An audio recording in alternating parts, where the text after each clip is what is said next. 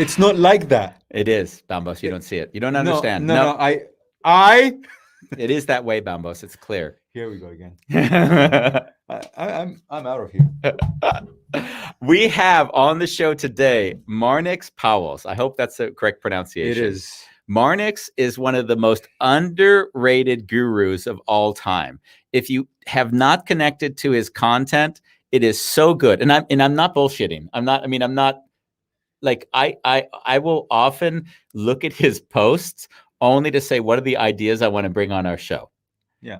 Because he always touches on topics which are sensitive, and he brings a lighthearted and a clear perspective. So if you aren't reading his stuff, I strongly suggest people to read it. Actually, just add him on Facebook. Add him on Facebook. I've been trying to get him to monetize the content because it's so good that I think actually this is some stuff that people would pay for. He has a best-selling book called Vrij. It's a Dutch book. He doesn't really care about it, but we're plugging translated. It. I don't know. We'll talk to him about that as well. And he's just a sweetheart of a guy. And that's enough. So he's one of these people that I say, if we haven't introduced the show. We're going to do all that. We're going to talk to him. We're going to talk to Marnix Pauwels about spiritual stress. And where we're going to do that, Bambos? Apparently on Wonderful Chaos.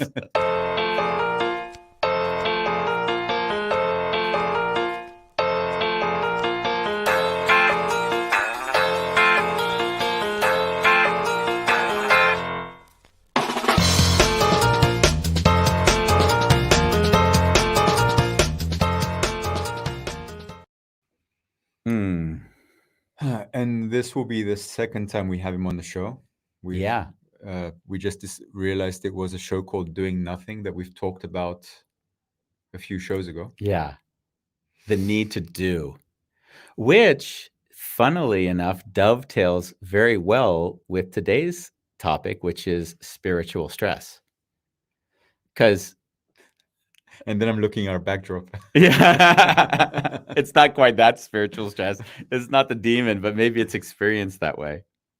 But I see, what I always find quite amazing is that we will put in practices in our lives to calm ourselves. But since we say it needs to be done, by doing that, we automatically add stress into our lives. And then I also see that if we compare ourselves to others, then we will always be in want.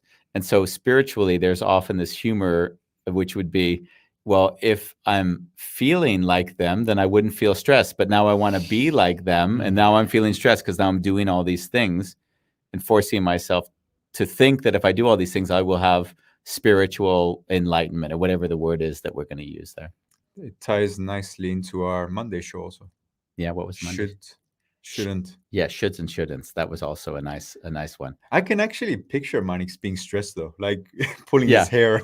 Really? He doesn't have much hair, but let's say if he had much hair, then I could see him being stressed as well, for sure. But the thing I love about Marnix is Marnix celebrates all the emotions and doesn't try to pretend like there's this alternate state that if you can just be like me, that you'll see everything in this other light. He'll embrace things as I've experienced them in such a way, which also shows he has insight without trying to be arrogant.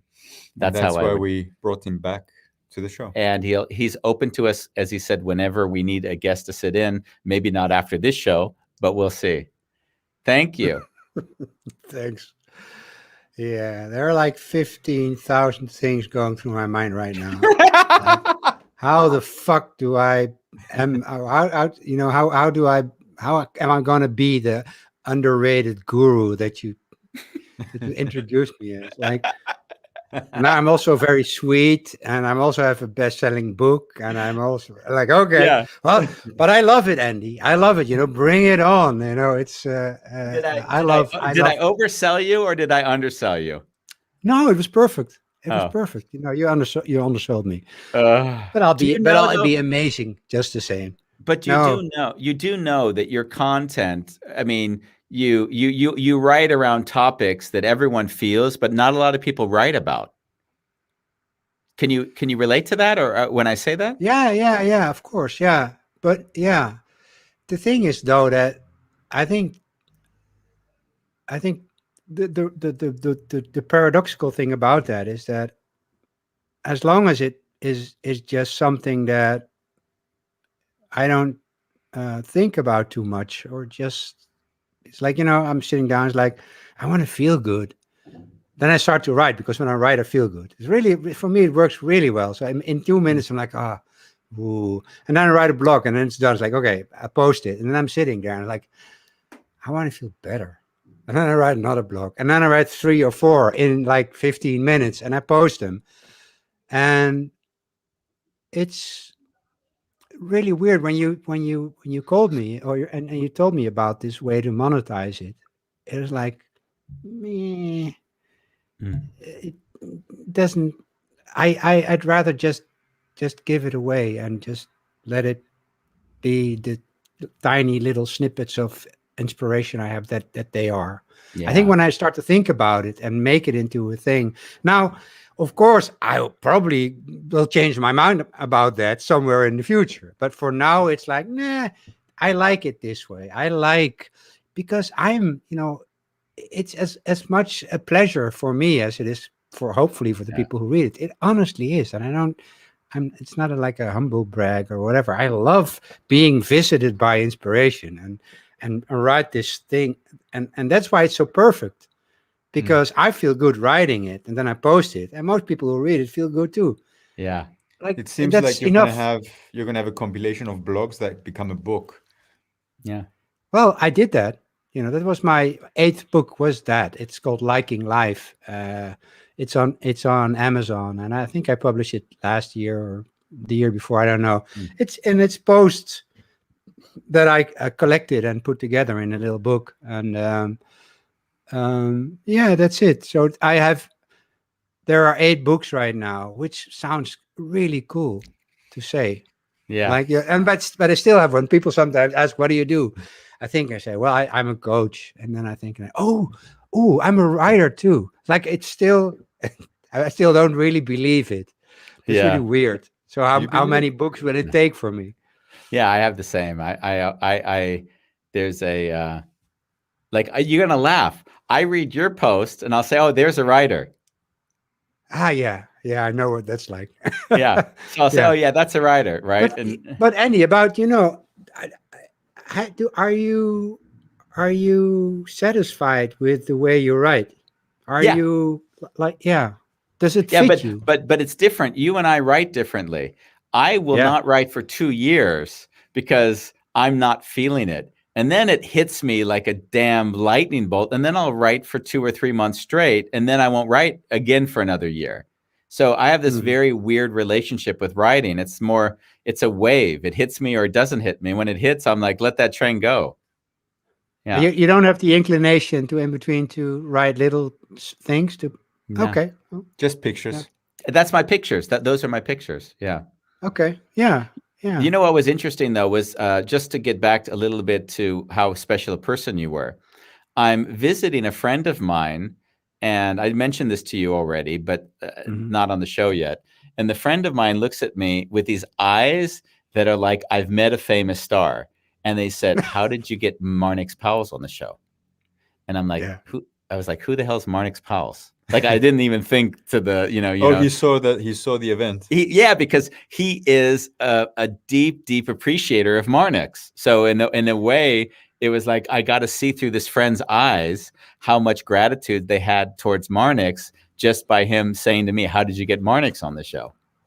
How did Yeah. you get And him I on the was show? so it Yeah, was so cool that you shared that with me because I don't hear that often. So I really liked it. yeah, What I have noticed though is because I do this free coaching every week, all these half-hour sessions, that more often I meet people who say, "Yeah, I've been following you for 5 years and you changed my life." And I'm always like, "Why didn't you tell me?" yeah. And I would have I liked to know that. you know, with the books, I'll get one like email or message, say every 2 months. That's a very personal message around what the book meant for somebody. And I'll immediately have tears in my eyes and I'll say, Ronnie, that's the reason why I wasted all that money. Hmm. Yeah. And then Ronnie goes, and Ronnie will have some appreciation. But it's true. It's like those feedback loops. People think that if you write, then there must be some level of confidence because you've got a book. But in actuality, you're laying your heart bare and you're actually not even sure if anyone will get value of it. At least that's the way I experienced it. Yeah, well, and even to be honest, there is a huge level of confidence right now since I've come to grip with the idea that it's not me who's doing anything anyway. Yeah. So it's really awesome. It's really very easy to be confident when you know you're the universe playing around. Still, and besides that, I love it when people say, I read your poem and I cried." Why would you respond in a blasé way to that? It's awesome. It's special.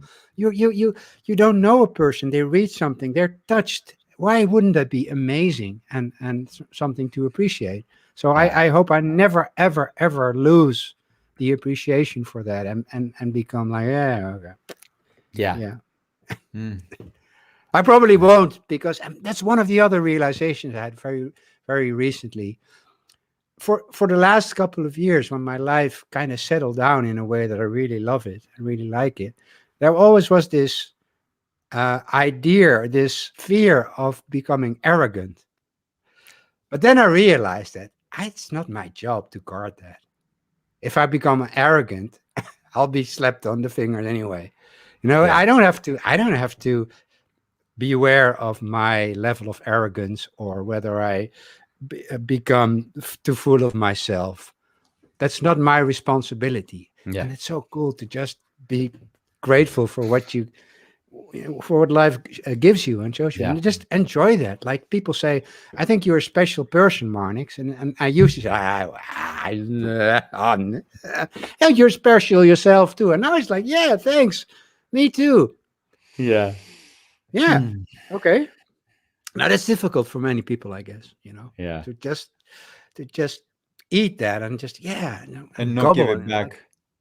No, yeah, because we are, it's awesome to be Marnix, and it wasn't always like that, or maybe it was, but I didn't realize it for most of my life, and now it is. So why not appreciate it? Why? Why? There was this T-shirt I saw once that said, "My freedom" or something did not come for free. Yeah.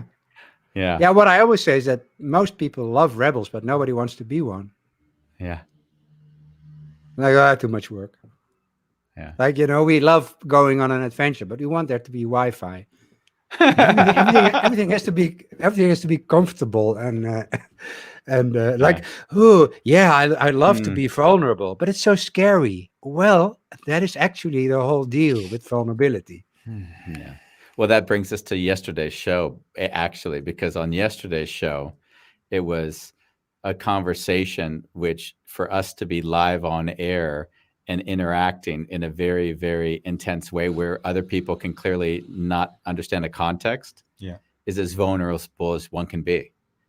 Because that the people watching are looking through the lens of whatever it is that they've projected onto the dynamic, what each person's role is, and all of that. So for us yesterday, it was certainly the most vulnerable out of all these 200 plus shows we've ever done. It was the most vulnerable show we've ever done. And was that because you know each other so well and you trust each other so much that could happen? There's that. We trust in that sense. It's the trust of us is different, but the trust of an individual who's just watching, we have to make peace with the fact that they might not have any clue what just is going on, and that's okay. Mm-hmm. Yeah. And then all of the so that's the vulnerability. That's the vulnerability. Because but you didn't plan this whole thing. No. The conversation was about 1,000 coffees, 1,000 conversations. 1,000 coffees, 1,000 conversations. Then the guy is actually watching the two of us go at it for 20 minutes while he's just sitting there saying, "Wow, this is interesting." Is that someone writing a book or something like? No, I think we didn't get to that. Actually, that would have been one of my last questions. What's your intention behind all this? Actually, he just had a beautiful idea, which came from somebody else who'd done a similar thing, of just getting to know people without any ulterior motive, just being present and interacting and having a moment just to connect. That was it. Oh, I had that idea a couple of years ago. Just like it was something like 100 friends in 100 days. Like, every day I would just go walk up to a person and say, "Hey, I'm Marnix. Are you interested in having a 5-minute chat?" So that was one of these book conceptual ideas that maybe you play around for a while, and either Wow. you take it on or you just drop it. Like, nah. How many I people don't. thought you were homeless? I didn't do it. Oh, It you was just didn't in do my it. head. I could People think I'm homeless all the time, Andy. It's like it's my thing. Marnix, you live in Amsterdam, right? Yeah, Which I do. part? Overtoom in West. Oh, he's really close. Yeah, we have to have you in the building where we are because you'll appreciate it. It's over the top is the best statement for it. Yeah. Yeah, it's a very old building, right? It's a Yeah, monument. it's the first kindergarten in the country. So 1830. yeah, 1830. That's It's cool. fantastic. And I'm Yeah. the caretaker. I live downstairs on the bottom floor, and I manage 3 floors of empty space. Wow. How did you pull that off? Basically, it was set up, financially because it's a business, and it just runs as a business. And now I'm trying to monetize 3 floors, which has not been easy given COVID, right? So it is So what do it you have is. like a venue for brainstorms or Yeah, of presentations, course, something of like that? course. We've Yeah. got like the day that the business was set up, COVID hit. So, we had one dinner. Awesome. We had something what we called an unrealized dinner, where it was a really sweet idea. Everyone came. It was a beautiful thing, and everyone was invited to share the thing that they had not yet realized in their life, which was what they aspired to have done. And then I think 2 days later, Amsterdam just shut down. So the house was used for the one event, and then it's Okay. been, yeah. It's And been, how did you because but you're not responsible for the rent or something like that. No, I am. So I'm part owner of the building, and then I'm also responsible as the director of the business to run the business. So Okay. it has it's nice, and it has the burden of trying to figure out how to make a business during COVID. Yeah. And what did you do? I mean, How did you do? at the moment, He walks. I was gonna say I walk till I Yeah. figure out the Yeah. thing that makes sense. And right now, nothing makes sense. It's like, okay, there's no business coming in from everyone who used to travel here for coaching and mentoring work. Like that disappeared. Everyone who used to come for like periodic visits who would pay to stay, that's gone. I don't even know if I want them in the house. I mean, who knows? Who they're But interacting with. do you live there as well? Yeah, I live on the bottom floor, on the bottom Okay. of the place. Yeah. So, well, the thing is, and it's very interesting, maybe because I have these intensives in Amsterdam, and I'm doing that for a while, where people from abroad, they visit Amsterdam and they stay here 2 or 3 days in a hotel, and I coach them for the duration of their stay. And I always need a place, at least one of the days, I need a place inside to have a couple of hours of, and I like places that have a character that maybe come here. This is exactly what we set this place up for, and cool. it's not being Okay. utilized. So if you come, you'll enjoy it. Yeah, I'll visit. I'll come. Yeah. I'd love to go back to our spiritual stress. Why? Just because we called the show that, and I thought it would be nice to segue back there. But it's a shitty reason. Yeah, spiritual stress. Yeah, what was that about? So where does that come up in you, Marnix? Yeah, why? What made you write that article? I have no clue what the article is about anyway. Okay. Do you remember? I summarized it in the start of the show just to sort of help you along like with cliff notes. What I took away from your article was the absurdity that we have spirituality as something to help us find a peace, and now we're stressed out by the fact that we need that to find peace. Like there's this, and I thought the way you articulated it was beautiful. Yeah, we're always in a hurry to relax.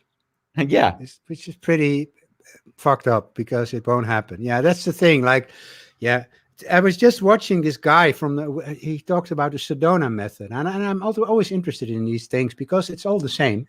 Sure, but it's just called different, and I've come to appreciate all these different ways of talking about the same thing, like the work, like Byron Katie's The Work and stuff like that. And even the 3 principles. I was very much into the 3 principles for a couple of years, um, which is a very like a small thing actually on a global level, but it's always the same thing. It's just like Buddhism and Taoism. They all always refer to the same thing, but they just use different words or different Exactly. strategies or different Yeah. methods. And what is so funny is that we most of the time we become fans of the method instead of pulling through and getting out on the other side and realizing, oh wow, this is what this was all about. And then the method becomes the new thing. So we become really good at the work, or become really good at, oh, I can meditate 53 hours without food. And like, okay, but how does it, you know, how does it work for you when you're in a fight with your mother-in-law? You know, so spiritual stress is the idea. It's like a very subtle form of fear of missing out, where you always think that enlightenment is around the corner, but you don't know where the corner is.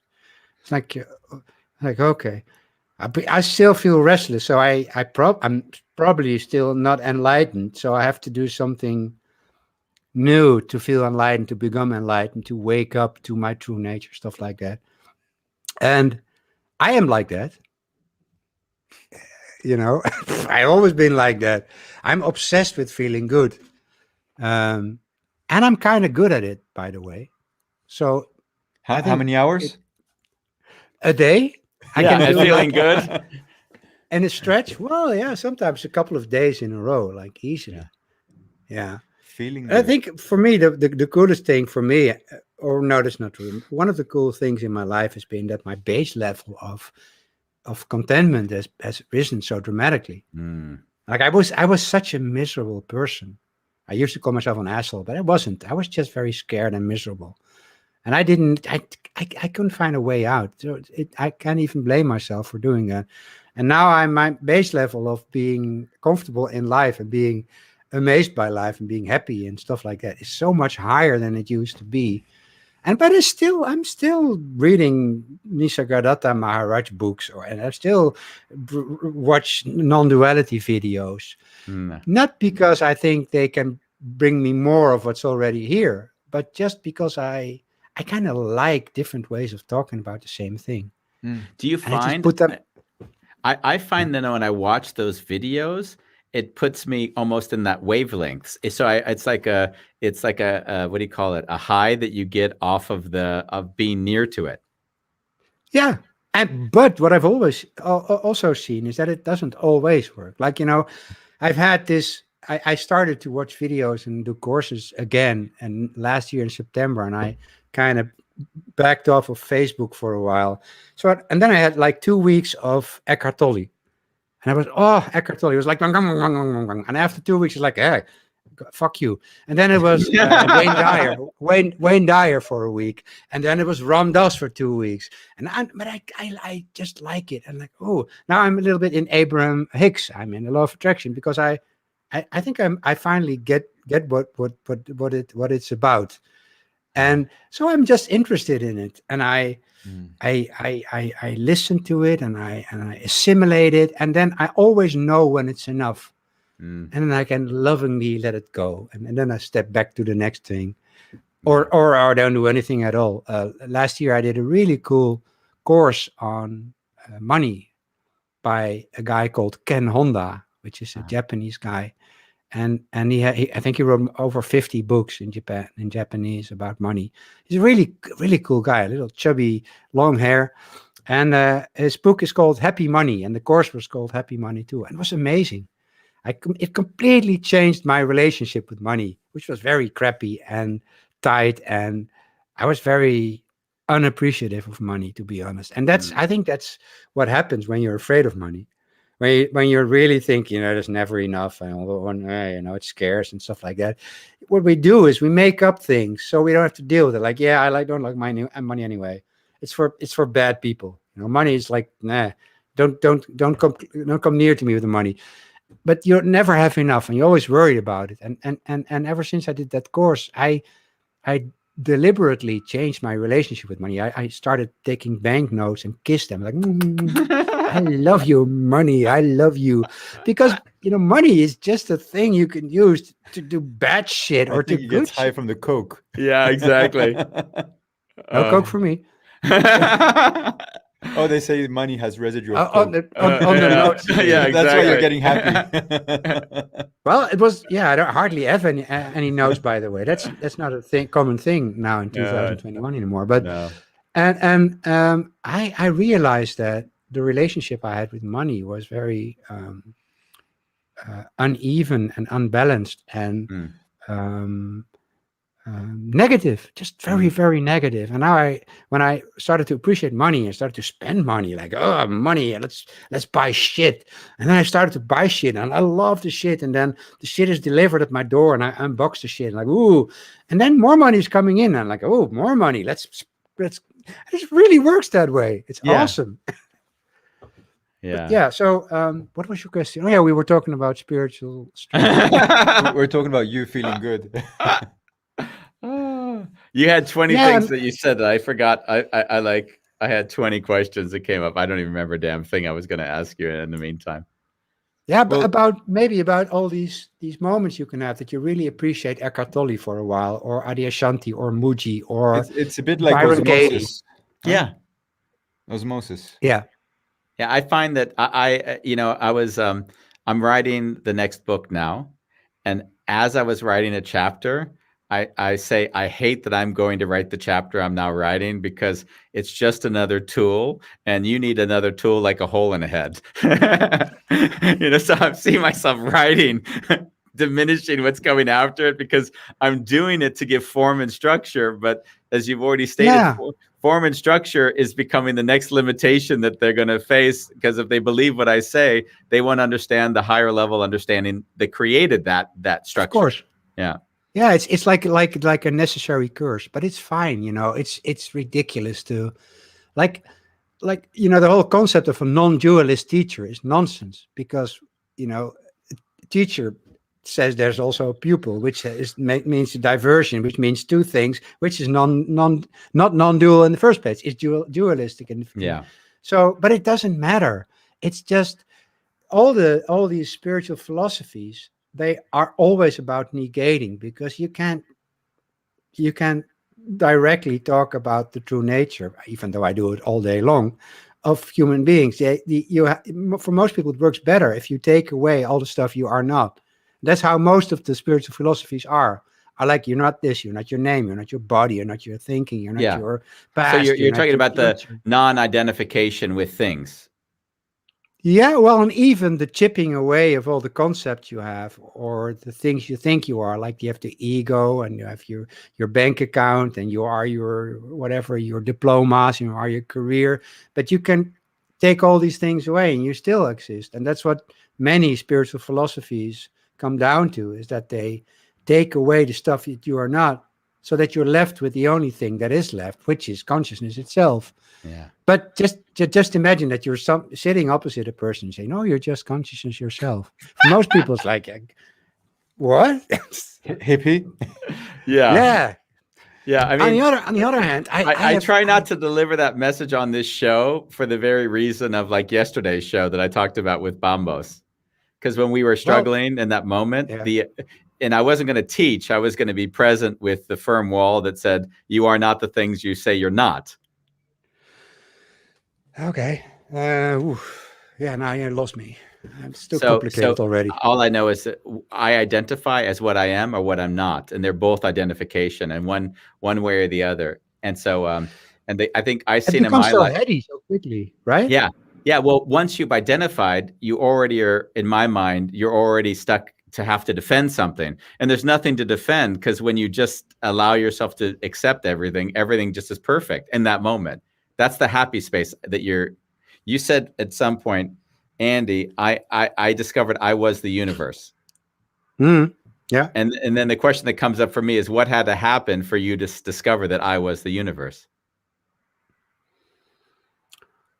Well, I think what happens to most people is that you think, I'm responsible for my happiness as a person, as a Marnix, so I'll have to work my ass off to find it somewhere.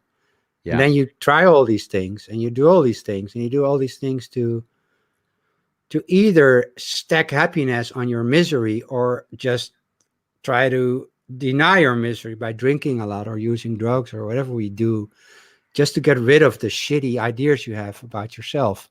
And if you're lucky, like I was, you get so fucked up that in the end you're just like, I don't know, just show me. I sorry, I was wrong. I tried and I have no clue.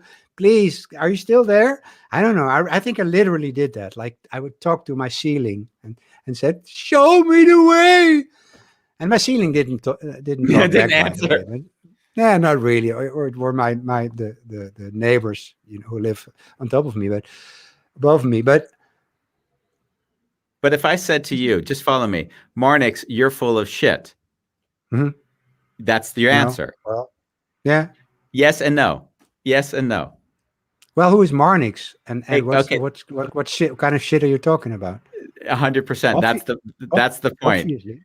Yeah. So my point is that. And how long or what had to transpire? Do you remember a moment when that happened that you said, "Oh, I see that I am what was a critical moment where that happened for you?" Well, I had a few of those, and they were different, but they are all in a way a translation of this realization. And one of those was that I had been studying non-duality for 1.5 years, like ferociously, with a deep obsession. And the guy who was my coach back then, he gave up. He said, after 1.5 years, my emails became longer and longer, and his answers became shorter and shorter. Like, I don't know. He said, maybe you'd better talk to a psychiatrist again. That was very honest. And then 1.5 weeks later, I was sitting exactly where I am sitting right now. And I had just watched a video by an American called Paul Hederman. And don't look it up, because it's not about Paul Hederman. It's not about Muji either, or Adyashanti or whatever. Or Eckhart Tolle, or look him up, whatever. I don't care. But I saw his video, and he was talking about selfing. Like, we are constantly, selfing is going on. There's no self. Selfing is like a thing that's happening, like an activity. I was sitting there like, yeah. And I shut down the video, and then I realized, I all of a sudden I realized I've been looking for something to save me with the thing that I'm looking for. I realized that I was the universe looking through my eyes, trying to find itself. And it was 100% clear for me. And I was sitting like, okay. It was like, I call it the most beautiful disappointment of my life. It was a very sheepishly, but it changed everything. It was like, okay, well, that's interesting. So I already am that. Now, of course, you have all these habits of thinking and all these things going on. And of course, it all came back. But it never really, for 100%, didn't. No, not anymore. And then afterwards, a couple of months later, I was standing before the room overlooking the Overtoom, the street where I live. And I just watched, and I saw the other side of the street, and there was a house, and the sun was shining. I think it was like somewhere in the end of September, and the sun was shining on the house, and there was a guy with a dog, and there was a guy on a bicycle approaching from the other side. And all of a sudden, I had this profound realization that everything is exactly the way it's supposed to be. Wow. And I felt one with everything. Like, it was like the world is one big Swiss army watch thing. Like, everything is amazing. And I saw that, this guy with the dog, perfect divine timing. There's the guy with the bicycle. There's a bird. It's like, this is exactly. Now, when I tell this to somebody, he says, yeah, well, probably makes sense, but I feel shitty anyway. For me, I felt like this was true. And that's the difference between trying to understand it and experiencing it straight away. And so it was like, I think it lasted for 3 seconds, and it left me high for the rest of the night. I had a party afterwards, and I was like, hey, whew. And then afterwards, I tried to get it back. Like, I was standing at the same place at night, like, okay. Is there a guy Sounds with a dog stressful. approaching? It's very stressful. It was. That's actually a really cool video by with Jim Carrey, who talks about this. You know, he had a profound enlightenment experience a couple of years ago. And you can watch videos where he was on the red carpet, Yeah. completely fucked up, like we don't exist. You're asking me questions, but who are you? But I, like this journalist, like Yeah, yeah. I love who is that this guy? video. I love that And video. there are many of those. He got so Yeah. criticized for that by people who were like, "Why is he being such a jerk?" And that's what they were saying to his responses. Yeah. Well, he was in love with the perfection of everything. Yeah. But the thing is, we're not used to that because we have so many things that we're sure that are not correct or that are imperfect. So, and he Yeah. was. That's why. That's what they say. You know, you before enlightenment, you chop wood and you get water, and then after enlightenment, you chop wood and get water. Life just it goes on in a specific way. There is still the whole idea of people and trees and tax you have to pay and stuff like that.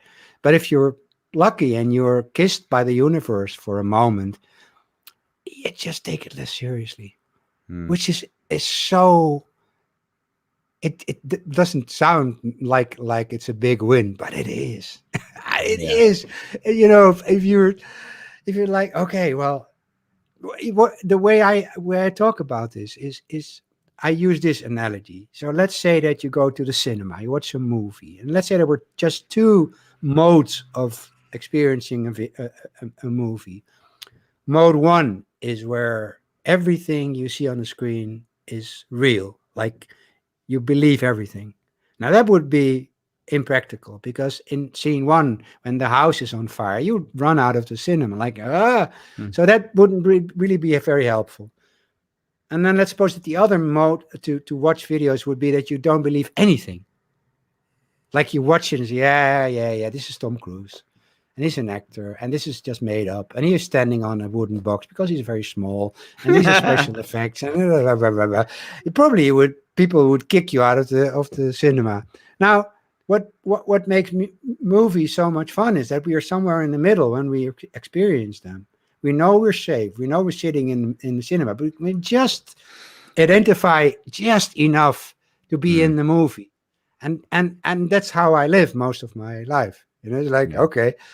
This is real. So instead of numbing me out, like, oh, it doesn't mean anything anyway, it's like you get to experience it deeper, but with less attachment.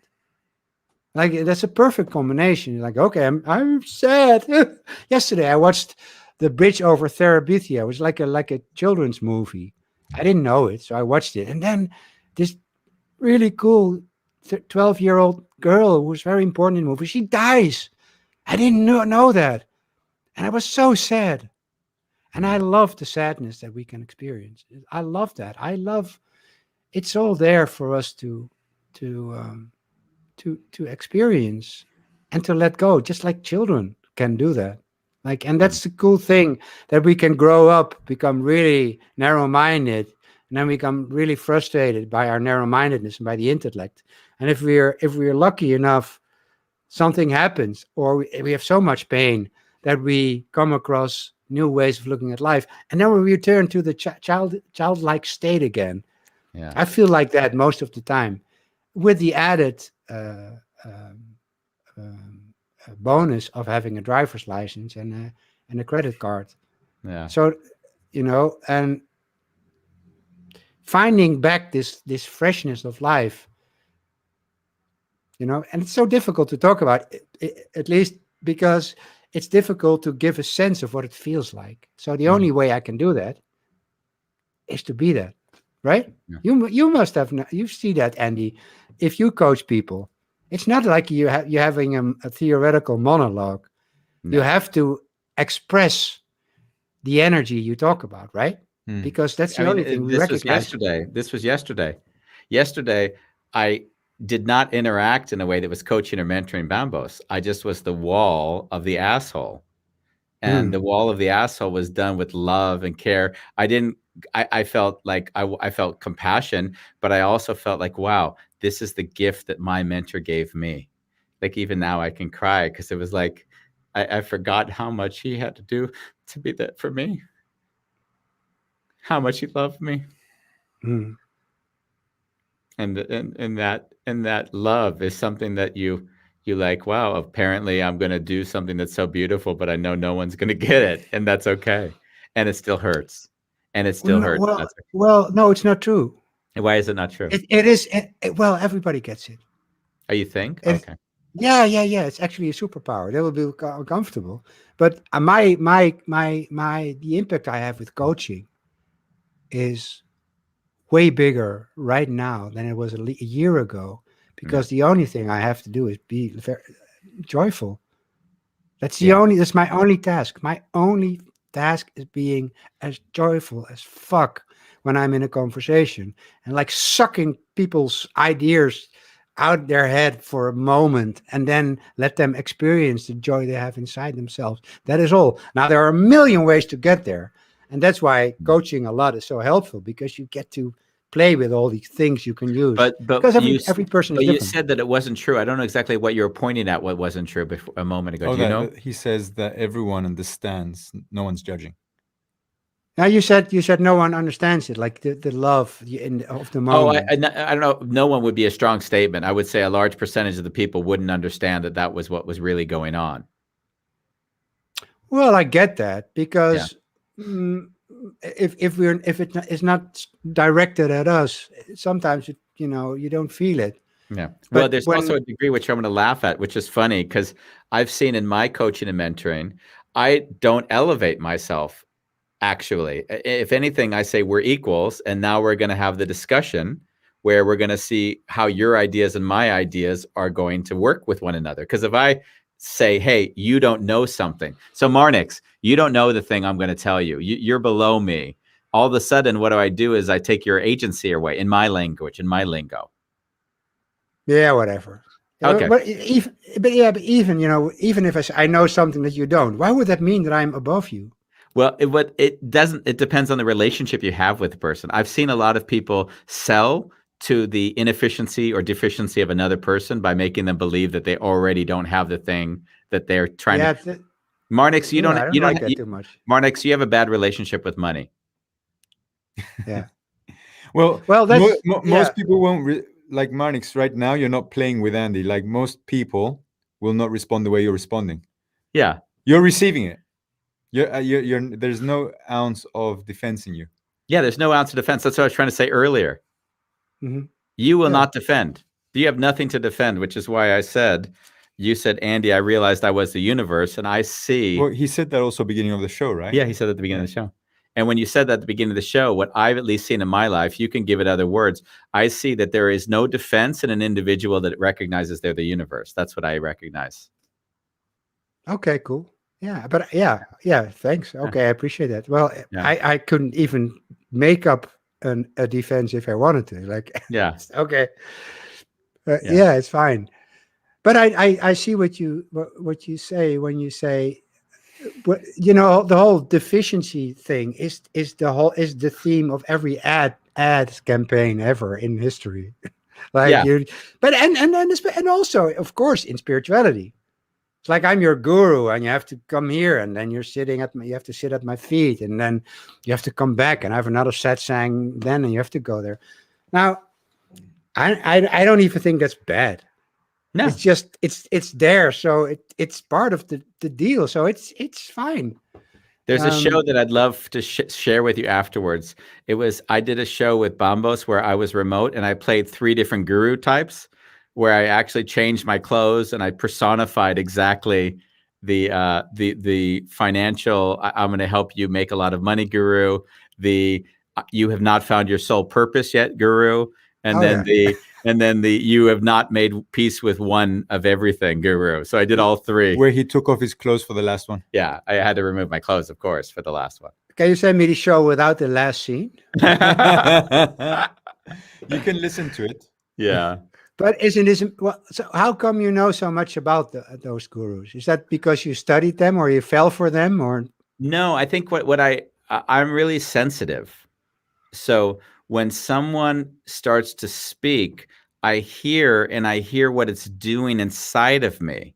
And I see where it's, like you said, my job as a coach or mentor, whatever role you take with a person, is to be an energy source which allows this person to find something in themselves they don't yet see. That's the wording I would use. So everything you would do that wouldn't be that, I would sense inside of me. Okay. And I'm very sharp on that. I'm like, oh, look he used that word, and that word takes me away from my experience and pushes me into believing your experience. Yeah. And I see that So happen. How did you get there? How did you develop that? So you said something, and I agree with you completely. I didn't get anywhere. I go back to my experience, and I would say there were critical moments where my mentor Case destroyed me. And I mean destroyed, like the harshest of non-dual teachers who doesn't have any need or desire for anyone to like them. He was rough. And I remember one day I'm working away in the Kukai, which is the restaurant which I used to sort of work at, and then he started yelling at me, "You're an imposter. Everyone sees through your bullshit. Everything you think you are, you're not. Everyone knows that your little jokes are just to avoid this or to." So he just gave me a full frontal assault. And what I saw happen was that it was as if it was this ego that I wasn't even aware that was there. So the ego that is present but not aware of itself was shaken to its core. And now I was thinking that I was doing things I was, I was, and then I went to bed, and I was in bed for, it was 3 days, and I sweated for 3 days in bed. I didn't eat. Like, it was like my entire body was reassembling. It couldn't, even now I'm feeling into it. It was really one of the hardest, because the ego was trying to fucking hold on to itself. It says, I am, I need, I want, and in some ways I was forced to start to let go it felt like a cellular level. Like, and then I came out, and you said that bright eyes, like the whole world looked different afterwards. Like anything someone said, I didn't attach to it at all. It was almost like perfect and wonderful and exactly what it was meant to be said. Or if I saw a dynamic between two people, I could tell them exactly what they were thinking. I'd say, no, I'll tell you what you're thinking. And they'd be like, how do you know what I'm thinking? It's like, it's fucking obvious, because I was feeling me. Before, I thought I could understand them, and that was bullshit. It was this idea that I had control. And actually what I started to do is I just started to see me, and I let myself speak. And I spoke because I was no longer fearful that the person wouldn't accept me, they wouldn't love me. I just let the speaking happen. And then sometimes you realize you fuck up, and you're like, oh, ask for forgiveness afterwards. But you actually let the channel, I always call it channeling, you let the seer speak. And half the time when I'm listening to them, I'm like, that was a great idea. And I don't even think the idea came from me. So that feels like life. Yeah. And the cool thing is that it's so different for everybody. All these different. But question for you, I heard as I just shared my story with you, I heard a very similar story. So when you said it is different, I'm curious, was it really different for you, or would you say that you'd say it was similar? We just had what caused it was different.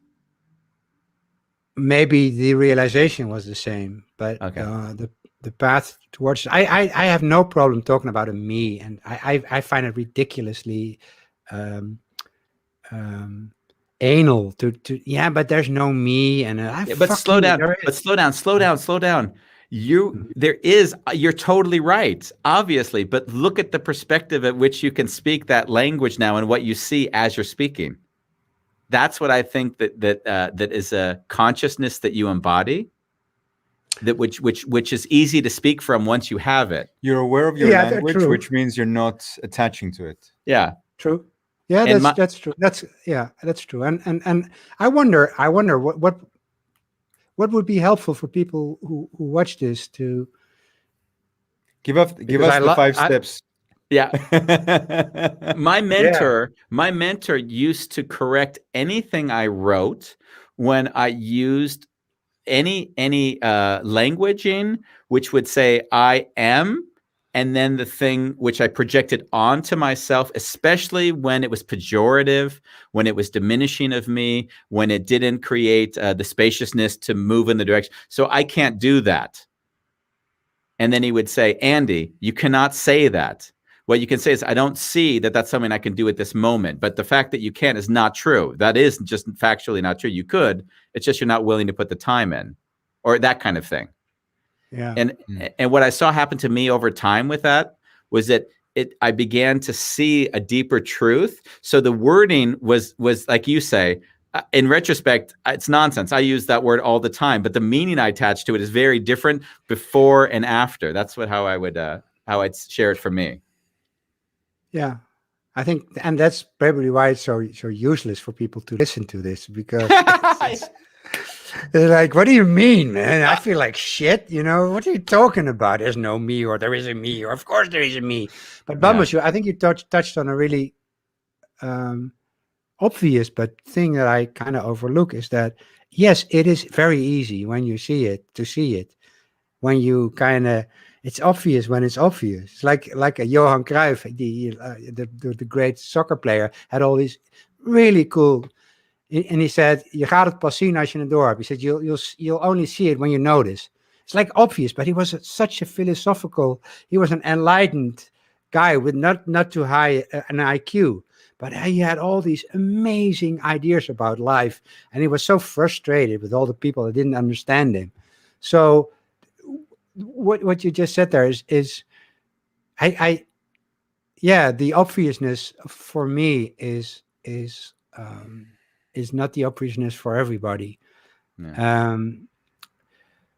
But it doesn't mean that we are not capable of having this obviousness. And I think when we get to know people, or when we are introduced to clients, or we get to talk to people, even when you get a coffee or something like that, and you have this obviousness with you, it's like you have like this secret key that fits in almost everything. Yeah, because I was always saying in my coaching, what you're just saying, I said there's only one thing that basically is always happening in the background, and I almost never talk about it because it's not relevant when I'm coaching somebody. But I already know, like, this is the thing that really is the great value, but you need to fix this thing. So let's just help you there, because that's what you need at this moment.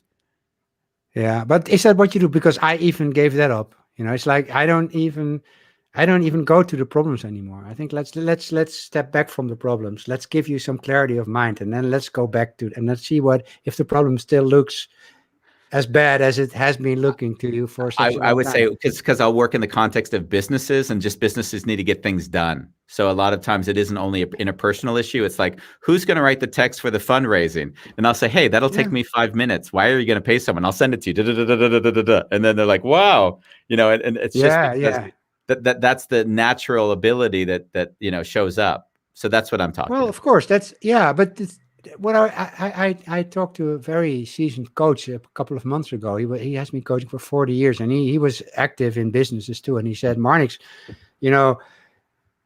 I hardly ever talk about spirituality in business because people just don't like it. And I simply don't agree, because spirituality is what you make of it. If I love it when people say to me, I'd like to talk to you as a coach, or maybe you want to coach me, but I don't like woo-woo.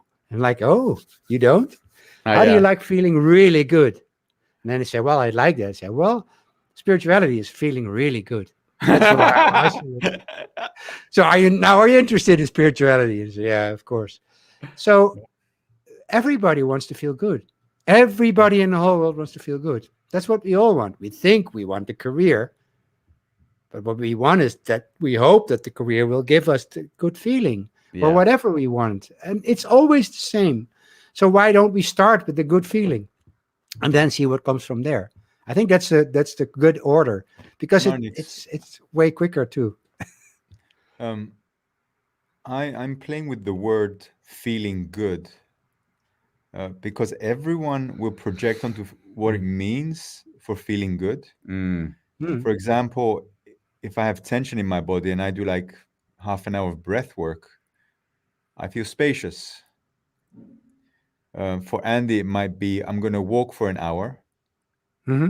and then he feels grounded and he feels. Mhm. So, what does feeling good?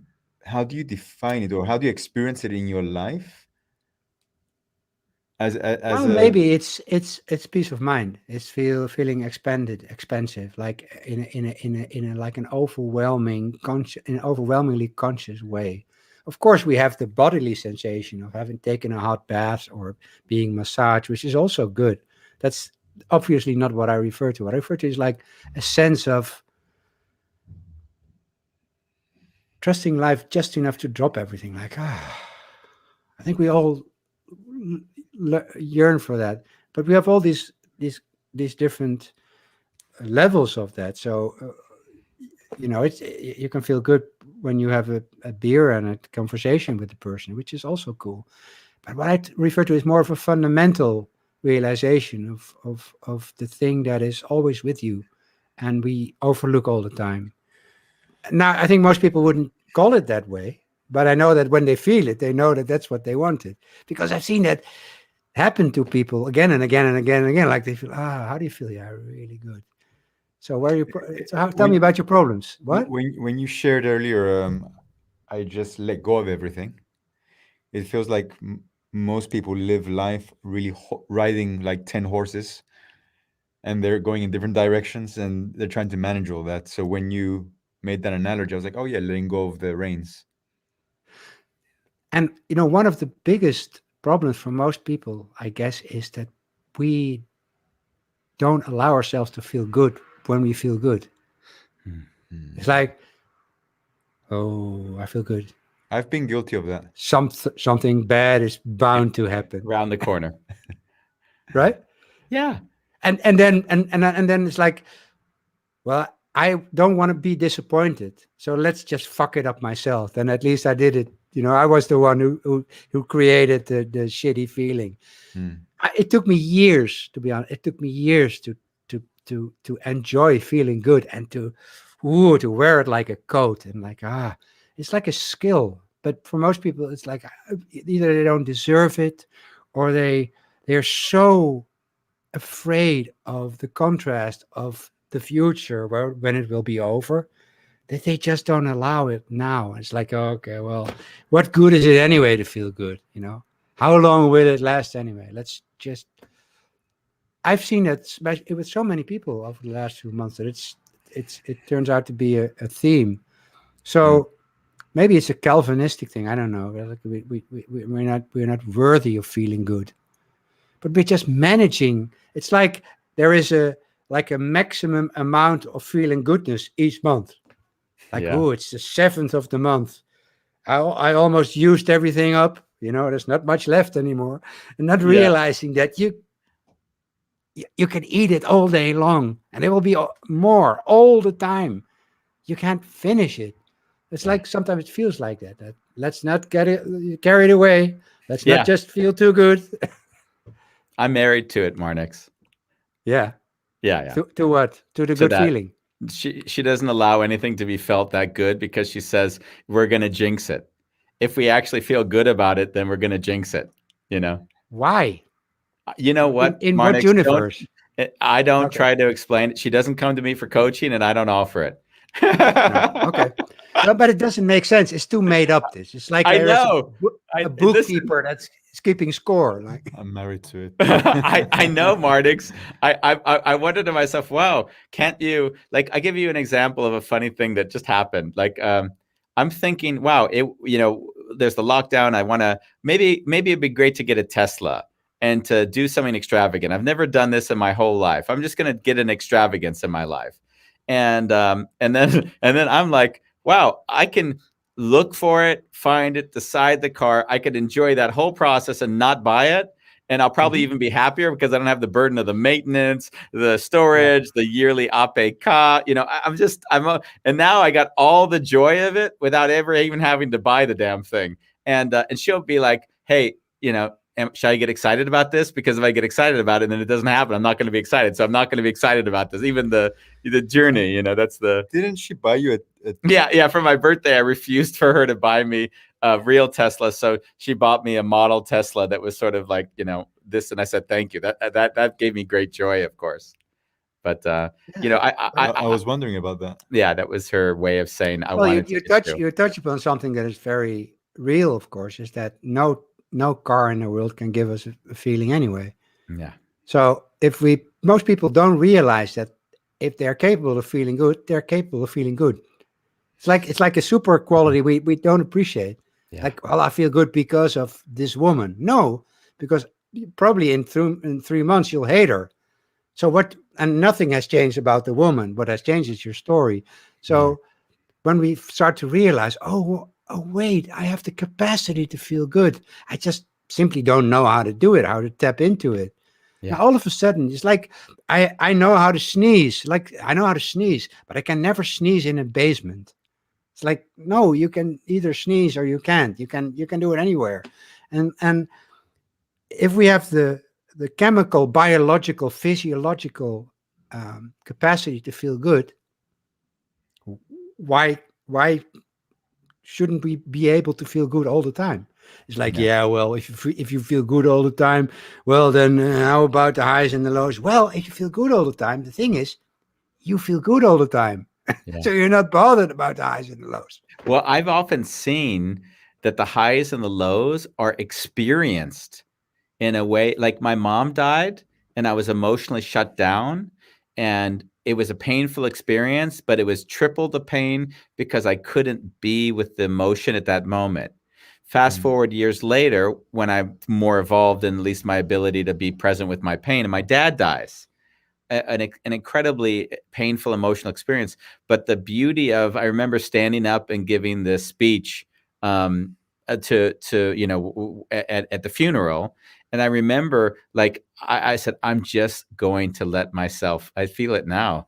I'm going to let myself feel everything, and say everything as it comes up, even if it might be inappropriate. Like, my dad was a real asshole, and just like love it. And even now I can feel the emotion, and it's that moment that one would say is a low, but actually it's one of the most beautiful moments that I can remember in my life. Yeah. I always call them like cinematic moments. They're like, life becomes like these cinematic moments where you say, wow, that's the thing on the screen that I feel like, wow, that's exactly how I feel myself, is that one on the screen. Yeah. Well, the thing is, my mom died last year, and I didn't hear about it until 3 months later. So that was my relationship with my mom. So what I just want to say is that we all have our own relationship with these things. Yeah. This is why I don't assume. If I talk to a person, he said, well, my whatever, my relationship just ended. What I used to say was, oh no, this is, and now I ask, well, how do you feel about that? Because sometimes people say, oh, it's amazing, I feel liberated. What do I know, right? I almost always say congratulations. Yeah. But the thing is, Andy, have you seen that? If the stuff you convey to people, if you're in a conversation, and if you are in this place of not too much ego, and it's like everything you say is taken at value, even if you say harsh things, like you probably like yesterday, because it's felt like it's like some sort of tough love, even like yeah, this is profound, but this is helpful for you. Like, I'm not condemning you. I'm not, this is not because I feel better than you, but I guess you need this right now. And it's like people feel this, the difference between an asshole and somebody who's just a little bit harsh or direct. Let's call it that way. Because I got it. How much of it is an egoic expression and how much of it is emotional expression, which doesn't seem to just be that person being reactive, that person fighting something, or you feel. I often laugh because when I'm doing my work, they bring me into businesses because I say the thing everyone's thinking, but no one dares to say. And and Yeah. I can And you get away with it. and I can get away with it because Yeah. I have no issue with what I'm going to say. It's Yeah. obvious. So why aren't we just embracing it? And so I would say that's space holding, which is what I would say to people. I was even talking to it with Bambos earlier today. I said, he and I might say the same sentence on air, but the way I'll deliver the sentence will have what might be appearing to be less of anything attached to it. So there's less people can judge it, or they'll be more forgiving of it, But isn't it amazing how this is such a good example of how it's not really in the words, No. but in the delivery? Of course, it's also in what you have learned about what the word means. If you grow up in a family where everybody's constantly calling each other names, like "Hey, asshole, come on," it's like you don't really care about those words. If you're in a like an Orthodox Christian family, the word asshole would probably would freak everybody out. It would. But here's another thing where when it's stripped of judgment and it's just delivered in a direct way, it's got like people appreciate that. They feel it. They feel the difference. They feel you're not doing it because you feel better. I don't even know why we do that stuff. I do it all the time, by the way. Simply because I know I can. I just see there's no reason not to. That would be the reason. If you ask, well, there's no reason to, I'd say there's no reason not to would be my reasoning. Yeah, and it's not even a thing. Sometimes people they come to me and they say, "Oh, you seem like a guy who's able to kick my ass." And then I say, "Well, yeah, I do that when I think it's necessary, but I wouldn't consider myself the ass kicking coach because then it becomes a thing, and then I start looking for asses to kick. Yeah. I don't care about that. I want people to wake up to the things they have fallen asleep to, and I don't really care about how to get there. Yeah. And I don't have to care because it's not my responsibility. Yeah, exactly. Anyway. Exactly. Yeah. Beautiful. Yeah, it's great being with you, Marnix. It's for me, it's like it's just hearing another person's vision of life from the eyes of seeing. I use those words. When I say seeing, I don't want to imply anything more than being present to there's more going on here, and I don't even take my own thoughts seriously. I just see things happening, and then I just allow myself to be present with it. And it takes a lot of spaciousness and a lot of surrender and a lot of just I don't know, just I would almost say I don't even know. Love. Yeah. Yeah. In the end. Yeah. Yeah, I agree. Yeah. Yeah, it's so cool to have to be in a profession where you get to use this as your superpower. And it took me a while to let go of. I have to ask the right questions and stuff like that, and just drop into this assurance that whatever comes out will be tainted in a very cool way, or just marinated in some really cool quality. And the less I feel responsible for that, the better it becomes. Yeah. And the less I can claim it, which is it's a beautiful irony.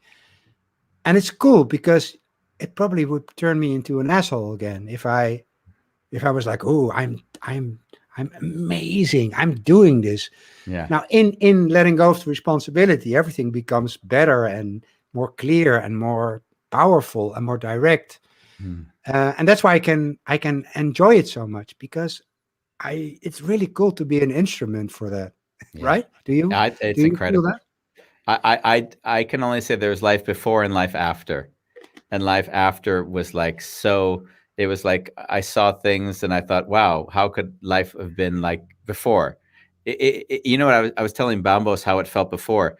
I felt like this part of my brain was always active and I was always thinking and working and figuring and understanding. And I was always behind and I was always conscious. And if I said something, I was worried what someone might think. It was like, it was an incessant thinking, being. And I didn't even know life could be otherwise. And then all of a sudden, like, it felt like, oh, fuck, everything moved to the back of my head. And it's only there's just things are just moving around me and they all are kind of perfect. And then something moved. Oh, that was interesting. What was that? And why that? And there wasn't like good or bad. Yeah. Not to go to non-dual, but non-dual is how it also shows up, because when you're looking at things, you're not applying judgment to them when you see them. You're just feeling them. And that's been the way I've experienced the world for the last years. And I don't talk about, even on the show, I don't talk about it all that much, because in a way it's like we're not here for the enlightenment talk, but it'll manifest itself in that thing I told you. I did a show that emulated 3 gurus. I had no fucking clue what I was going to do before we started. I just had a persona in my head. The camera was on and I'm like, okay, Andy, let it be. And then I just took the wording. I convinced myself. I was like, Jesus, I sound like the person that I would not want to talk to. That was in the end. You could pull it off if you weren't so genuine and so sincere. You could be like that. You could like pretend. And I think there were a fair amount of people who would even fall for it, right? Yeah, of course. Yeah. But I mean, the whole thing was that exercise was me surrendering to a voice in my head that I guess was going to show up, but maybe it wouldn't. And then I would have just looked like a dick for an hour. But I didn't know ahead of time. And I anchored it. I said, I know there's this kind of persona. I'll attach it to this person. I know this kind of persona. And so it was, my voice changed. I changed my clothes. My whole mannerisms changed with each person. But the point I was getting at was before that show, I had to take a deep breath and I had to surrender and say, Andy, you'll just be present with whoever that person is when they're there. And I think that's the risk that you kind of take when you surrender to the voice. Yeah. Yeah. So Bambos, how do you feel about when Andy and I talk about this stuff? I'm just curious. Is it interesting or boring, or you think why are you bragging, you fucking asshole? Not at all. I mean, I've been living Andy since we've met. Is it 8 years now? Yeah, probably something like that. Yeah. So this is not new to me, and yeah. Well, I can imagine that for some people, it doesn't bother me too much, but for some people it might sound like,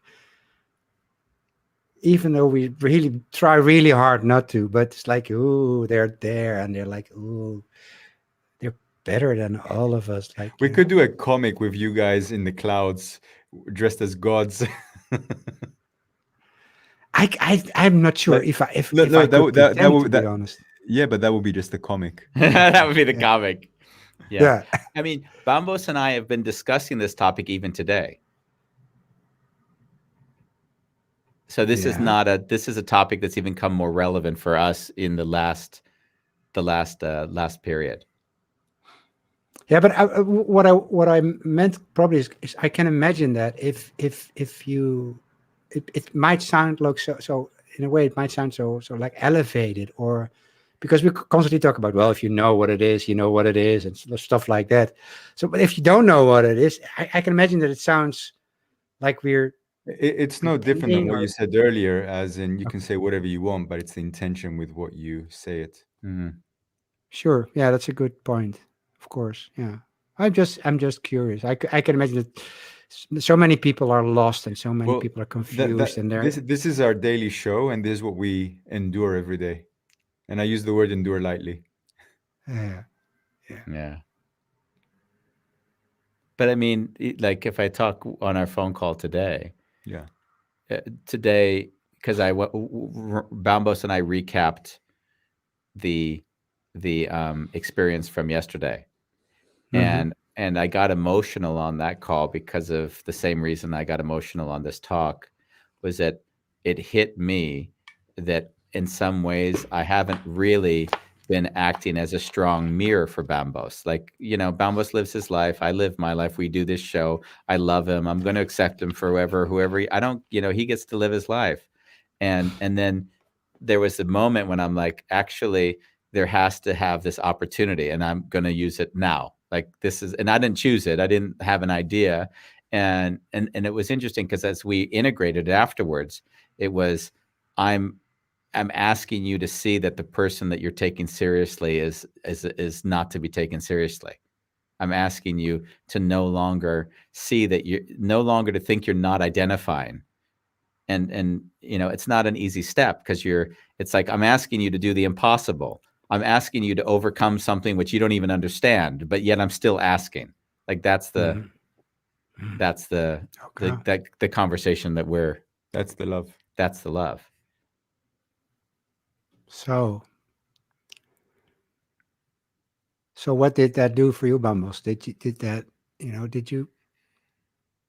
Was it helpful, or was it confusing, or both? I'm still digesting, Marnix. Like yesterday was, I mean, yesterday I felt like I was fighting for my life. So let me rephrase that. I was fighting for not being seen in a certain way. So that's the identity. And today it's just landing. Like I'm sitting here and I'm tasting all kinds of emotions, and I can see different emotions which are connected to not wanting or wanting, and I can see that. So I'm just letting it, and I'm just seeing it, but I'm not. I'm trusting in the integration. Like yesterday, I woke up quite a lot of times during the night. Yeah. And yeah, and back to our relationship, I knew Andy was pointing to something that I wasn't capable of seeing. And I knew that if I tried to analyze it, I just really get confused. So I was just sitting with this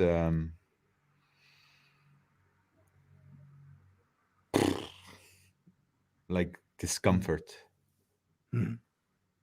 that there's something there that I cannot touch right now. Yet you know it, and the knowing is probably where you could go looking. That's the thing. We have this really awesome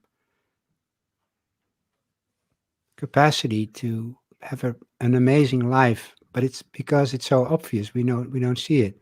So we always try to look in the world of, as soon as I open my mouth, it's like I'm already past what I try to point out, what I try to convey when I talk about this thing. Consciousness is the most. It's like, yeah, whatever. Yeah, yeah, I'm conscious. But what I want is a Ferrari or a Tesla, or what I want is the woman with the big tits. That's what I would like. Go fuck yourself with your consciousness. But it is so. Just realizing, yeah. Well, I'm not sure where I'm going with this. By the way, doesn't make sense. Back up 1.5 minutes. I'd never said this. I have no clue. I have no clue what I was trying to I love convey. it. Anyway, I'm still on with the big tits. Yeah, we had this at Big Yeah. Tits. We're there still. Oh, Oh God. yeah. Well, that's The big tits. I remembered when I left, I was in a business in Austria, and I left and sold everything I owned and lived in the attic space. And you mentioned earlier that there's a spaciousness that you give yourself, which from an outside perspective, no one can quite understand.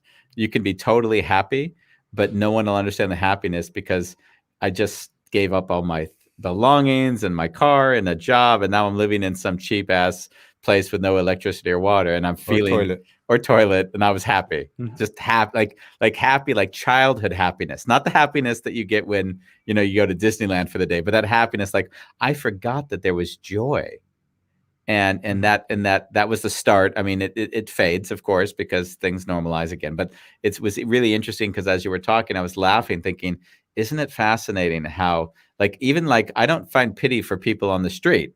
Like a lot of people on the street, I say, God, that person seems a lot happier than the businessman that I saw just coming home from a long day at work. Like, how do And you it's get in your Tesla. yeah?